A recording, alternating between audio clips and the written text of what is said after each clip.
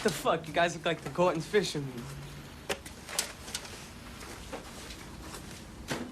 Ronnie, I want you to listen to this. An oldie but goodie. Concentrate on the words. The time has come for everyone to clean up their own backyard. Or they go knocking on their neighbor's door. Do you hear that? Yeah, the bass is too heavy, yo.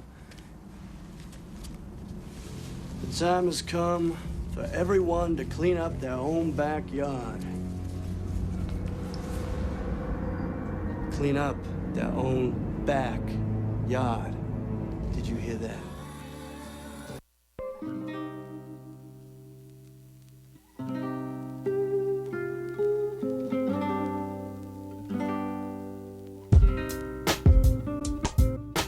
Really, it's because the press exploited the fact that now everybody has a cell phone, and Black Death at the hands of white authority makes good TV if you've got good video to go with it.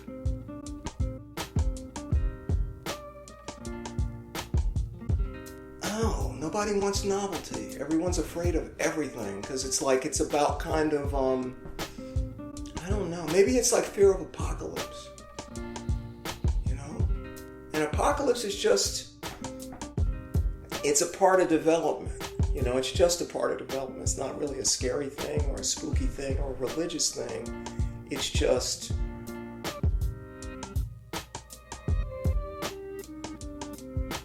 I just think people are like wasting their time precisely by trying not to waste their time.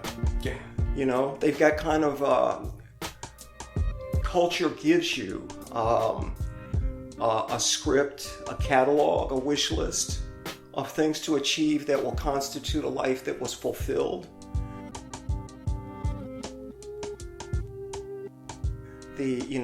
Our aperture, our lens on what is going on suddenly found a reason to make it programming, to make it content. It certainly became marketable. It became part of the machine. Well, it was on the air. It was on the air all the time for a while. Right. To a certain extent, and I don't know how this is going to sound on tape, but when 45 Circus rolled into town. Hello and welcome, my friends, to an episode of the Pilot Waves podcast. My name is Alex Fidalis. The Pilot Waves podcast is it's an audio program about artistry, about technology, about community, about commerce. We talk about these categories of things because we believe that if you listen to the personal stories of the people who come on this show, well, then their success is then embedded with your success, and your success is embedded with their success. This we do believe. On today's episode, Dr. Thomas Stanley. He is a writer. He is an audio activist. He is a scholar. He is also the author of a fantastic book that you should pick up and read. It's called The Execution of Sun Ra. It is the mysterious tale of a dark body sent to Earth to usher in an unprecedented era of cosmic regeneration and happiness, Volume 2. And we are so pleased to have him on the show today.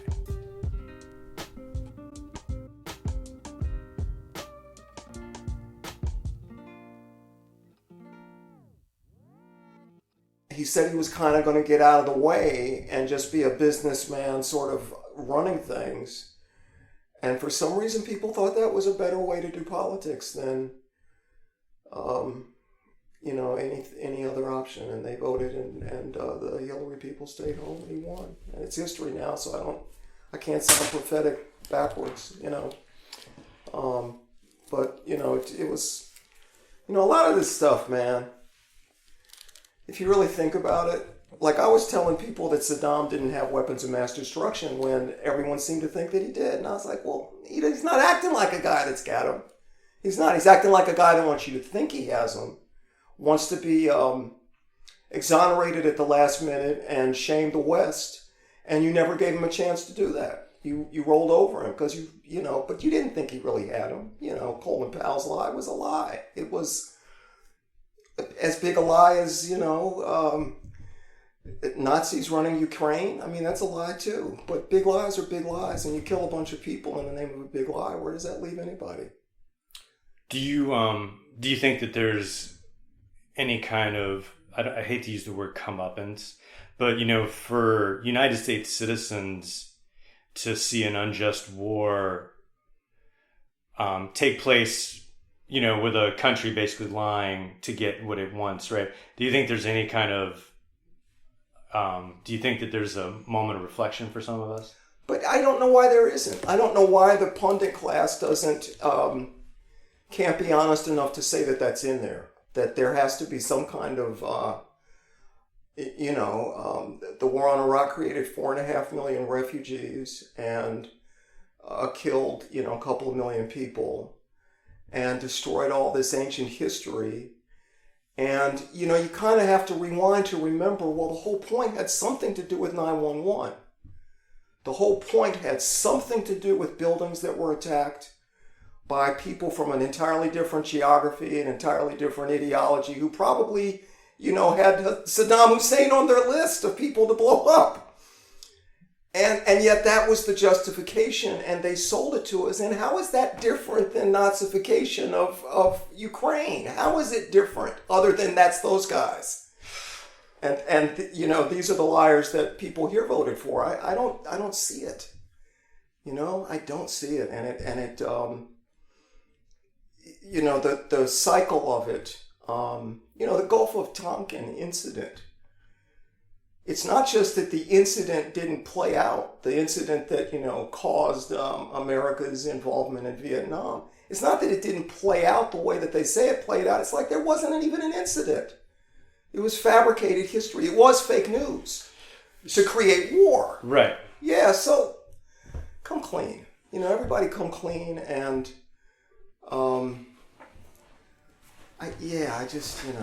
it's the whole thing is just, it gets to be nauseating because it keeps cycling and people aren't very honest about what they're witnessing.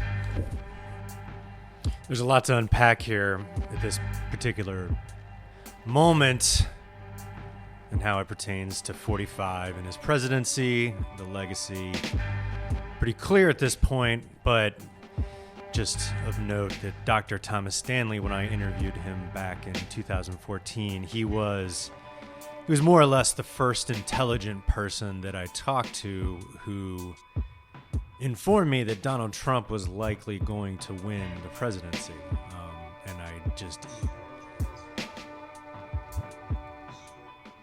it just absolutely blew my mind at the time because I respected him so much and I just didn't think that it was feasible.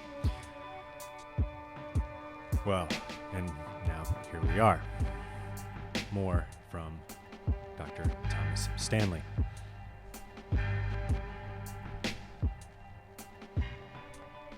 I honestly I cannot keep, there's just so many variations of, or points of entertainment, I guess, or stimulation. It's Stimulation. just too many. Too many. I can't keep track of it all. Yeah. And it's, my friend Dominic one time, he talked about this, where he's like, you're going to see in 5 or 6 years, he's like, recorded media, he's like, it's going to be even quaint to think about it. Uh-huh. He's like, it's going to be all live performance.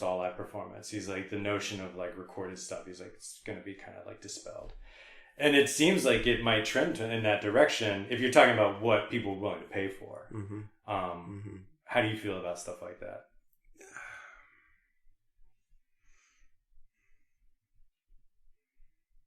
It's strange what is valuable. It's strange, how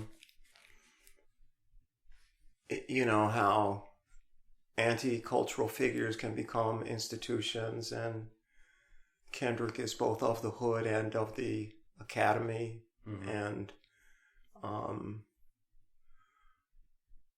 And some of these things, they just seem like they can't fail. There are people whose next record, it has to sell so much, because how could it not? You talk about it so much before it happens that it has to sell.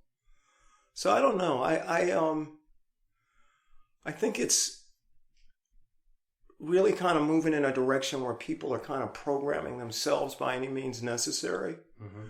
And a lot of people are just taking it upon themselves to do their own, you know, make their own music, make their own content, make their own, you know, mixes. And so, you know, so as a commodity, maybe recordings were doomed as soon as Edison made his first spool. You know, as soon as we could actually make our own, you know, our own records, wax cylinders, then that model collapsed. Yeah, the novelty of hearing something recorded, you know, you can see it from the perspective of why that would be a novel thing to have, like a music box, right? There was a time that like that was like your home entertainment center, mm-hmm. you know, and life was relatively painful and short, you know, and so filling up time with a music box was a nice way to go about it. You know, now, you know, once the rocking chair was invented, then people were like, oh, now this is the shit. The rocking chair is the shit. No, nothing. We will never want another thing as long as we live. But talk to me about what's valuable. Like for that's you, what it comes down to, isn't it? Though, like it's not gruesome or macabre. It's just the truth that you start life and you end life, and then you try to fill that space with stuff that makes sense. Yeah, and, you know, like what to the degree that you have any control over it. You don't want to waste any of that time because it belongs to you. It was given to you and you're trying to do something with it. So the model that is easiest to sort of calculate is one that is, you know, very kind of hedonistic. You know, if it satisfies, if it stimulates in a way that encourages repetition, you know, addictive behavior, then it's probably something you like a lot and you ought to just lock it in and stay there. And, you know, so it's like you got your rocking chair and, you know, your legal cannabis and your canned music and you just kind of, you know, so it has to be more than that. Like life has to be breaking out of that into a place where relationships with not just other people, but the whole panoply of objective reality that we slice through, can we kind of restore that as a form of relationship? Can we restore that as something other than just filler? You know, the interstitial you know, time that kind of adheres events to one another but doesn't really count in and of itself. Can you grab that time and make it larger? And because it's already large, but can you make it valuable in your life, you know? I just think people are like wasting their time precisely by trying not to waste their time. Wasting their time trying not to waste their time. Now, I think hopefully you have more than one takeaway from today's episode, but if you had just one takeaway, I don't know if it should be that, but if it's going to be one of them, it could be that one. What a brave stance I'm taking on my own show. So this episode with Dr. Thomas Stanley, we touch on a few different topics, but I shared with him this particular story that I will now share with you. I will tell it as quickly as I can. The person who brought this idea to me asked not to be named because they hated what I did with the story. So to tell their part of the story as quickly as humanly possible. Basically, they spent time abroad. The plumbing in this particular country was not as good. They found that their body adapted to this pace of life, that they would go to the bathroom less times because there were less opportunities to go to the bathroom. And I remarked to this person after they told this wonderful story, I laughed and I laughed and I laughed and I laughed and I laughed. And I said, I think you've just sort of explained how social media works. I think that there's just all these different outlets for people to be doling out their shit. And after I said this person said, please don't ever tell anyone that I inspired this story.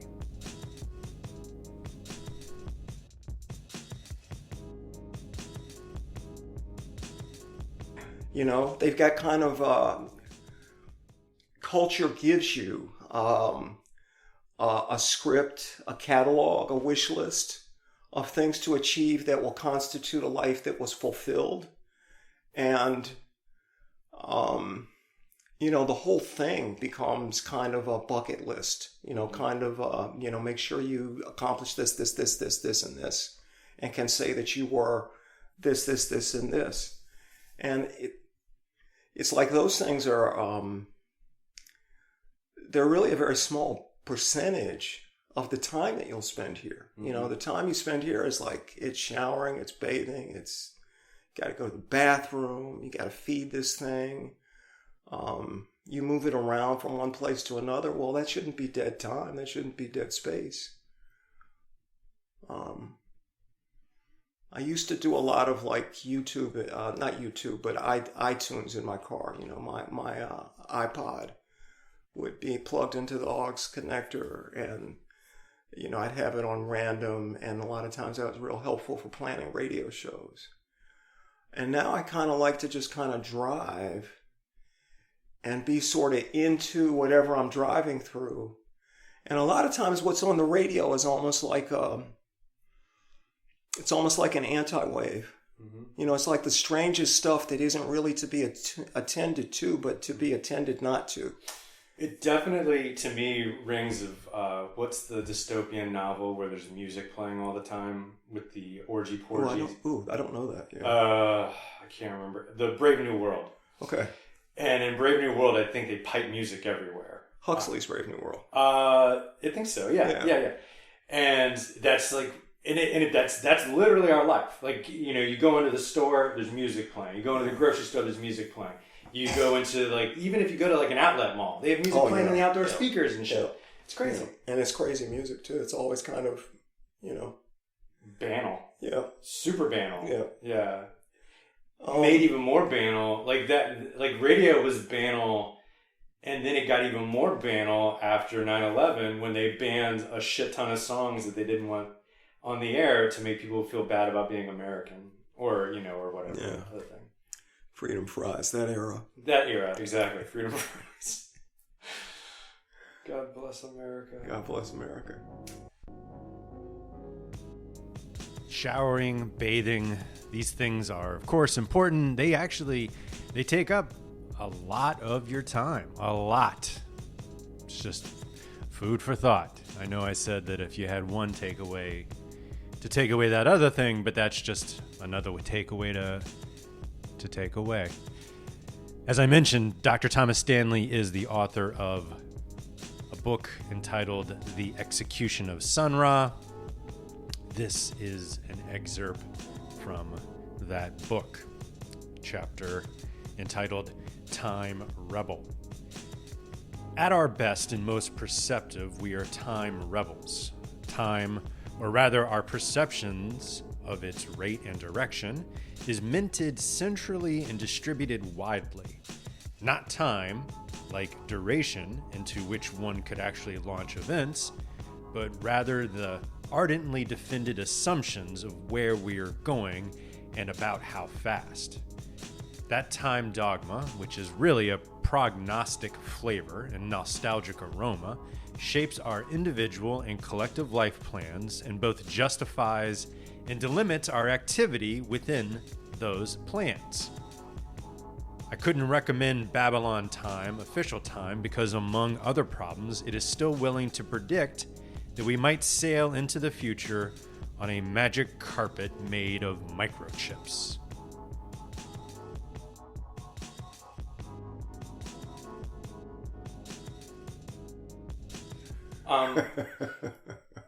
Another thing that you said when I interviewed you the very first time, which I guess this would have been like, it was right before the election, so I guess, was that 2014 or something? Ooh, that's a long time ago, man. Jeez Louise. That's a long time ago. You talked about the idea of language being used to give value to things, and how the shift of that was somewhat shitty because they became less about like the goat, like this goat has eyes that are as blue as money. The waters. No, you're mixing up my metaphor. Sorry, money. Money was the issue. Hit me. Then money replaced poetry. Yes. That, two farmers would have goats that they wanted to compare, and one would sing the praises of his goat's, downy wool, and the other one would sing the praises of his goat's eyes and its corpulence or whatever makes a goat, beautiful and valuable. And money comes along and it's like, well, yeah, this goat is, price of goat is, $1.99 a pound, and this goat's got this one by 10.5 pounds. So this goat is, it's more valuable. Is better. And we like the simplicity of that. Like as things get more complicated, and they are, because it's just more data that you have to kind of, make your life out of more little bits of information, little corpuscles of fact that you have to kind of, if you can't keep them all in your head, you got to remember where they are in your phone and, deploy them. And now it's like, well, I don't have time for poetry. So here's what we're going to do. We're going to make time for some poetry. This is a poem from a book entitled Erotic Love Poems from India, a 101 Classics on Desire and Passion. They are translated by Andrew Schelling. This does not have a title. It is it's poem number 7. You provided love. You touched her intimately for a long time. Now, in a fatal twist, you've inflicted the most savage wound. Tender words can assuage her unbearable jealousy. Our friend needs to cry now. Grief has unlocked her throat. Tender words can assuage. Tender words can assuage. Tender words can assuage. I'm going to leave this in. I'm going to make... This was me trying to get that word right.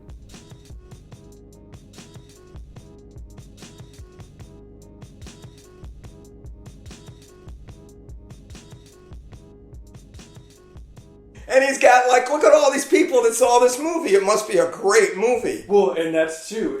That's also how it's marketed in the television. It's the most seen movie. Well, what the fuck does that mean about? Because you want to be included in what matters, and that's what matters. Right. And so, why would you want to be left out? Why would you want to be? I mean, I want to see Tom Cruise. He's Tom Cruise, right? Tom Cruise. He's in a jet and he's flying and he's shooting at things. I don't know the plot. Well, I think. It's Top Gun, isn't it? It's Top Gun, yeah. So it's nostalgia. So tell me about, because you're talking about nostalgia. People love nostalgia, or nostalgia is big business. Time, man. Time whittles away at us, and we're keenly aware of it, and we hype that awareness, and we hedge our bets against all of our presumptions of eternity and immortality by trying to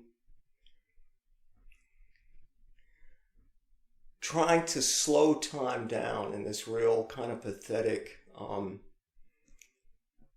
childlike sort of way. It's sad to me, as a black person, to hear, what's our nostalgia? What's back in the day? What's that great era that's behind us where, as difficult as shit is today, it wasn't worse? Where is that? Which nostalgia is this that we want to entertain where, where life was that much better? It's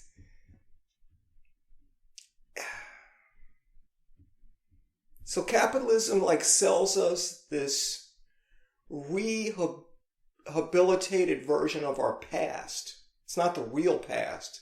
It's that goofy, shiny, pretty past that no one actually lived. And capitalism rehabilitates that on one end, right?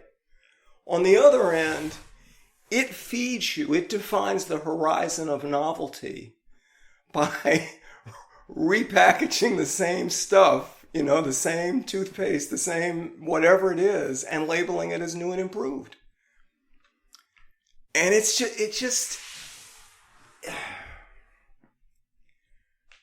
like time is this vast dimension, And this way that we structure it as this kind of society takes most of that dimension out of it. It makes it narrow. It makes it a corridor, a tunnel, instead of a field, instead of a topography with hills and valleys. It's just this corridor, this, this purposefulness that you're being chewed at from each end.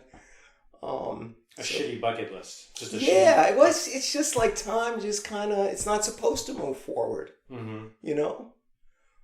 Honest to God, man, when I was a kid and somebody wanted to like get you excited about a recording or an artist, they'd say, hey, you got to check this out. It's like nothing you've ever heard before. At some point, oh, you haven't heard that? Oh man, that's just like that funk from back in the day. Oh, you got to hear this. It's just like, oh, nobody wants novelty. Everyone's afraid of everything because it's like, it's about kind of, I don't know. Maybe it's like fear of apocalypse. And apocalypse is just, it's a part of development. It's just a part of development. It's not really a scary thing or a spooky thing or a religious thing. It's just, Chevy. It's like things fall apart. And it's good that order erodes back into a state that is malleable and can be refashioned into something more comely, more useful. This is another excerpt from the Dr. Thomas Stanley book, The Execution of Sun Ra. In the first millionth of a second, the fireball is 500 feet across. Within 10 seconds, it would grow to over 1 mile. The temperature would rise to 20 million degrees Fahrenheit, hotter than the surface of the sun.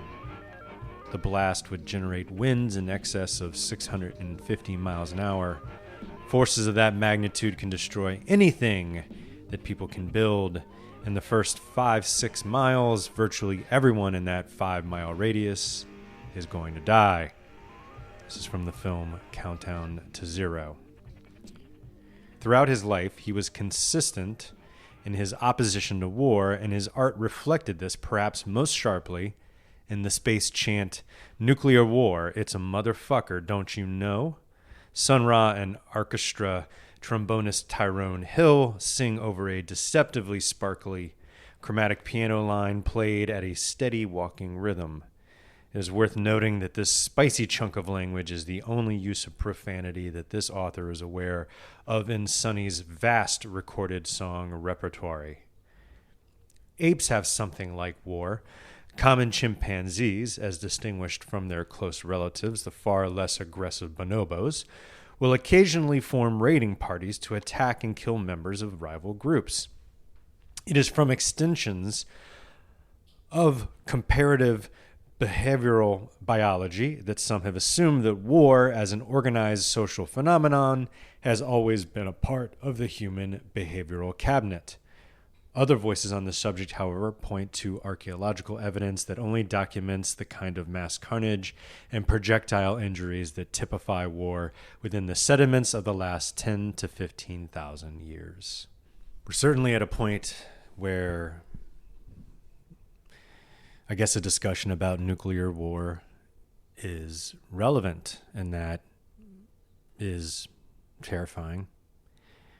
We are also at a point, as I mentioned earlier, where the legacy of Donald Trump is now going to be that of enabling the removal of rights to women, to humans, within the boundaries of the country in which he was the ruler.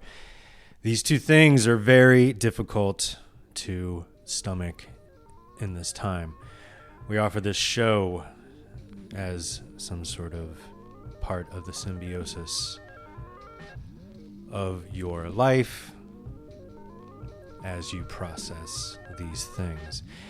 For me, one of the hardest parts to now accept is the idea of, that which I have in my life that I am proud of, or at least am accepting of has either been despite or because of the gigantic patriarchy as it exists within this United States of America.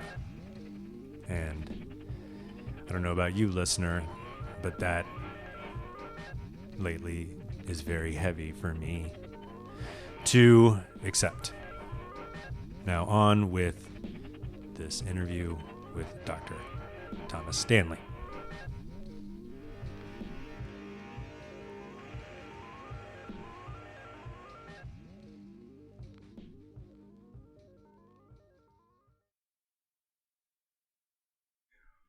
It's not like over here on this side, these are all the good, I lean left because that's just how I'm conditioned. That's my history. That's my biography.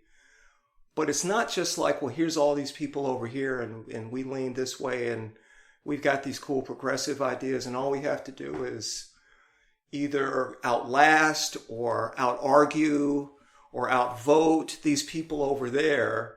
And then our ideas, which are so cool and groovy, will prevail. And, everybody will have a paper straw and, nobody will ever blow a pronoun and everything will be better. It's so much deeper than that. It's so much deeper than where we fight policy wars. You've alluded to stuff like this, and you allude to stuff like this in a lot of your transmissions, whether it be like the music, especially, during some of the police brutality, the most recent police brutality. That I think started right about the time that the pandemic was getting really started. And you alluded to the cycle of destruction, and that something other than that is even beyond our comprehension. Can you talk a little bit about that? It's certainly not the case that prior to Trayvon Martin and George Floyd and some countless hundreds of black men and women and children in between, that there was some period where black people and the police didn't have this like predator-prey relationship. So when people, pronounce themselves woke, because they've recognized, really it's because the press exploited the fact that now everybody has a cell phone and Black death at the hands of white authority makes good TV if you've got good video to go with it. So it became front and center, not because it became more of an actual impediment to people's abilities to live sane lives, but because the media, our aperture, our lens on what is going on, suddenly found a reason to make it programming, to make it content. It certainly became marketable. It became part of the machine. Well, it was on the air. It was on the air all the time for a while. Right. To a certain extent, and I don't know how this is going to sound on tape, but when 45 Circus rolled into town, that's pretty good programming too. Yeah. So it's kind of like you got this guy with the orange hair saying amazing things on a regular. Just, wow, he really said that, huh? Versus like, dead black people. Well, at a point, dead black people is kind of like, that's old hat.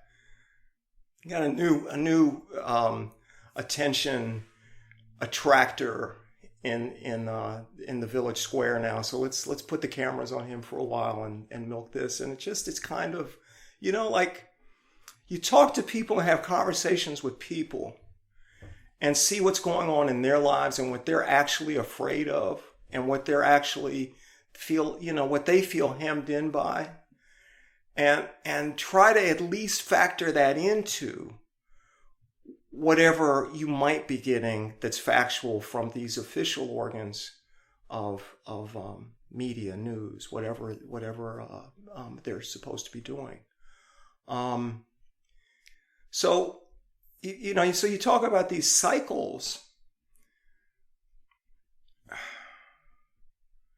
mean, that young girl, a child really, right, with a steady hand as the officers grind Mr. Floyd's life into the pavement.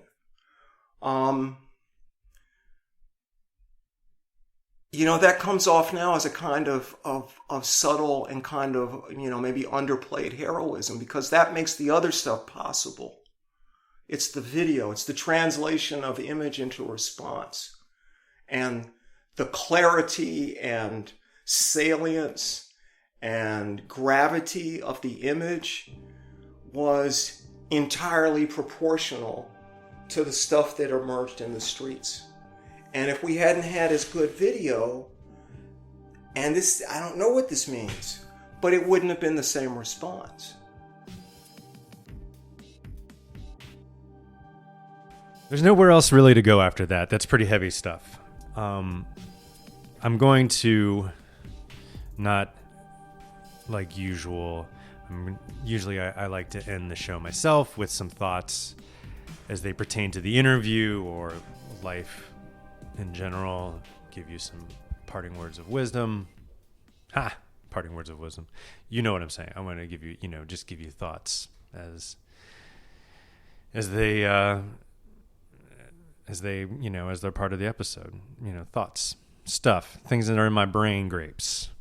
And I want to give, Dr. Thomas Stanley the last word, because he is an incredibly thoughtful and heartfelt person who wants to see everyone in this world be recognized for exactly how they want to be recognized. And if you would like to hear more of this episode, you should drop me an email. Drop us an email here at the Pilot Waves. It is wearepilotwaves@gmail.com. That is wearepilotwaves@gmail.com. There's a whole another half an hour that I would love to upload, but I want to hear from you and what you thought of this. Give us some feedback. And of course, if you would like to be interviewed, or if you would like your music or poetry featured, please also reach out to the same email. That's wearepilotwaves@gmail.com. Thank you so much for listening. And here is just one last little tidbit of this interview with Dr. Thomas Stanley. Please, if you would like to hear more, reach out via email and let us know. Be good to each other. Be good to each other. How many times can you watch that? How many times did I watch it without feeling like, well, is there something I could do? I want to throw a rock through a window. How many times do I have to watch this man die like that?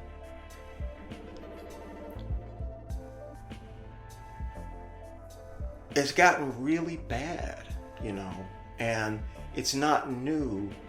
Responding to it like it's new implies that there's some set points you can call forward from the past and kind of get back to there, and you'll be okay. And that wasn't good either. That wasn't good. So the weapons, the technology is like, wow, these are really good guns. They're very well made. But they've had pretty good guns for a while. So so rather than, here's my point. Rather than being of the order of people that are like, well, this is a new agenda and we're going to grab a bull by the horns and we're going to put policy into place. We're going to fix this once and for all. Accept the fact that this disease has been a part of the process of how things are done for a very long time, and that it's heavier than what happens to Black people at the hands of the police. That it's other groups of people for other reasons. And a lot of it is just built into the way that power can be capriciously deployed to keep any population in line.